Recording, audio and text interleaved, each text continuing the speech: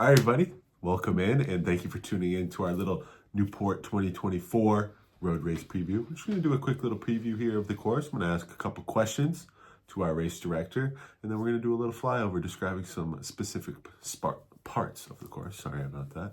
And then to get into it, you have a lot of experience with this course personally.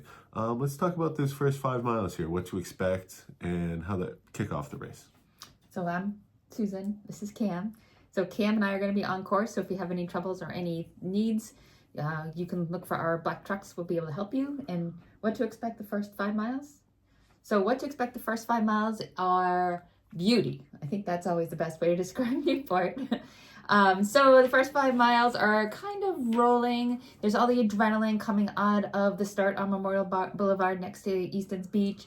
There's a little bit of an uphill climb at the start of Memorial Boulevard, then a flat on Annandale, then a downhill on Narragansett, and then you're gonna hit your, some curves as we kind of cruise past Kings Park.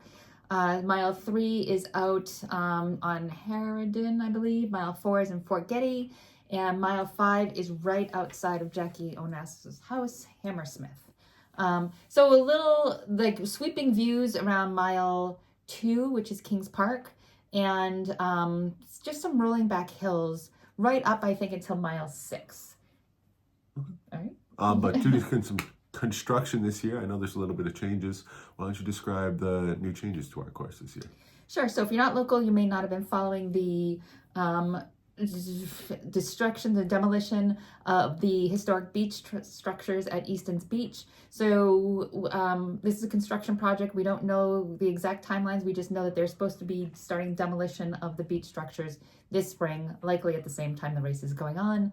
Thankfully, we've been able to work out with the Beach Commission, Newport Parks and Rec, and we're shifting our finish line just a little bit. We're shifting it further to the east, which is closer to Middletown, and that gets us away from the construction. It just means that we won't be running through the west lot and along the boardwalk anymore, because that will be an active construction project. Our finish and our split will be further down Memorial Boulevard. We just come in through the east lot rather than through the west lot. Okay. And then do you have maybe a fastest or an easiest part of the course where some people could prepare to pick it up and get their mileage time up for this specific part? That's super tricky. Personally, I love that section that's miles 6, 7, and 8 along Ocean Drive. If the wind's with us, that would be a good section to pick it up. A lot of people do get lost in the beauty because it is just sweeping ocean views as you kind of run along it. Miles 7 and 8 are a little bit more rolling. 8, 9, 10 more rolling. The flattest part, I think, of the race is probably along Bellevue. So you're running past all those Gilded Age mansions. That's a very flat course, very flat part of the course. It's mile 10, mile 11, mile 12. You're running through Salve in that section. So those are pretty flat. And it's hard to say where to pick it up because there are so many things to see that you could get lost in, where to look. So that's, I guess it depends on what your goal is here. But what I will stress is that it's a beautiful course. Try to enjoy it. Yeah, so lastly, kind of going off of that, what would you say, or what advice would you have for a first-time runner of the Newport half and full marathon? The full half and the full marathon. I'll do it this way. The full marathon is a bit more challenging on the back half.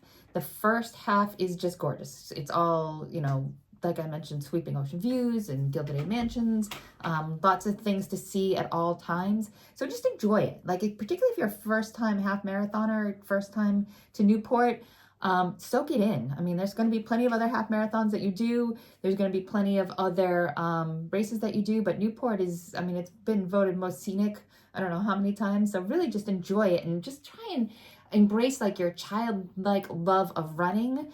And oftentimes when you kind of distract yourself from what it means to run a half marathon and you are able to enjoy the scenery and just kind of soak it all in, that would be the best way to get a PR in my mind.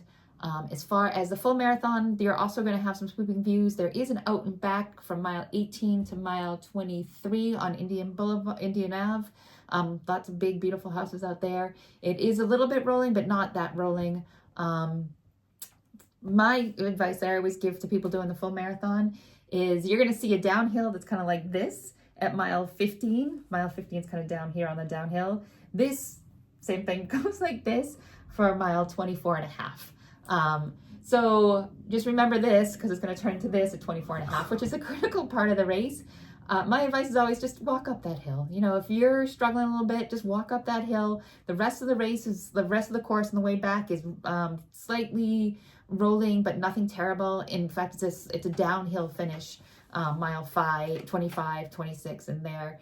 So save your energy. If it's going to cost you more in your physical ability to run up it, it's not long. I mean, it's what? I mean, it's not even a quarter of a mile. No, it's super short. Reserve your energy. Walk up that hill if you want to. No one's going to judge you for it. And then just be ready to go once you get to the top of that hill, because it's all pretty flat after that. Would you agree? I would agree. Yeah. Wise words. Yeah. Wise words from one of the most experienced people on that Newport course. Thank you for taking the time with our questions. Thank you. All right, we're going to give you a little flyover preview of the course right here, starting at Easton's Beach. So you're going to come up Memorial Boulevard, and you're going to have this slight little incline. You're going to take a left on an Annandale, and about a quarter of the way through Annandale, you're going to see mile 1. And that's pretty flat. Then you're going to take a right onto Narragansett. Narragansett's going to have a nice little downhill, and right at the bottom, you're going to see mile 2. Take a right and then a left, and then that's your first aid station. So Kings Park, with these incredible views of Newport Harbor. We follow that along, and then we take a right as we head towards mile 3, and we're heading towards Fort Adams right now, because we do a little loop through Fort Adams. This is just to make sure that we can get the exact 26.2 or 13.1 mileage. Mile 4 will be in Fort Adams, as well as the second aid station. Then we're going to follow out towards Ocean Drive, and you're going to pass mile 5 right at Hammersmith Farm, which is Jackie Kennedy's childhood home. And then we're going to jump onto Ocean Boulevard. We're going to hit mile 6. You're also going to have an aid station at mile 6 at Breton Point, and that's where our first mobile medical center will be.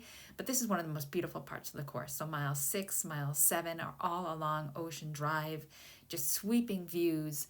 We see a lot of people taking selfies out there. So mile 7 is as we exit out of Ocean Drive, and then we're going to start doing a little bit of rollers as we go through the absolute mansions from mile 7 to mile 8.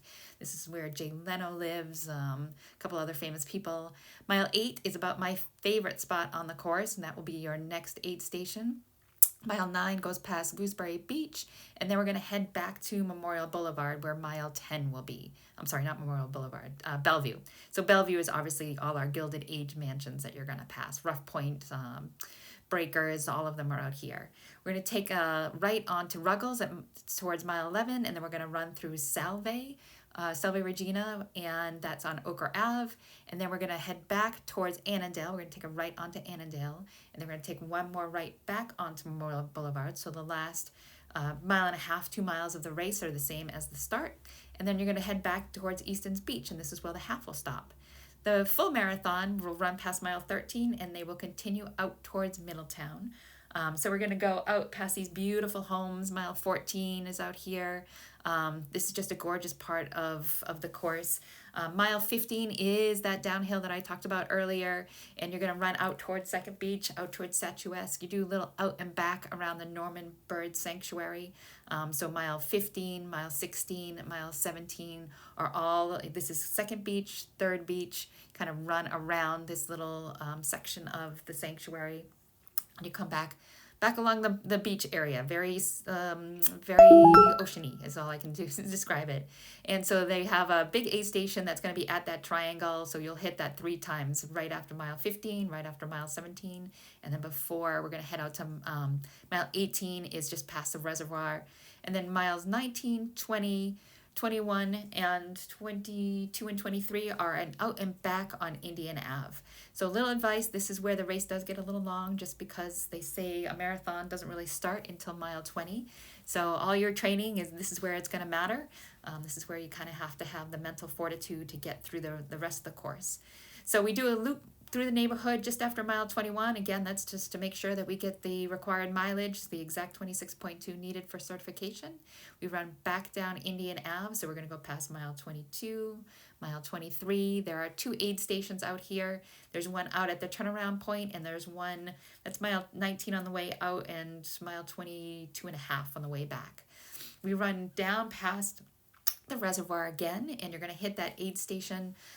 The last aid station is at mile 24, which is at, we call it the Hanging Rock Road Triangle.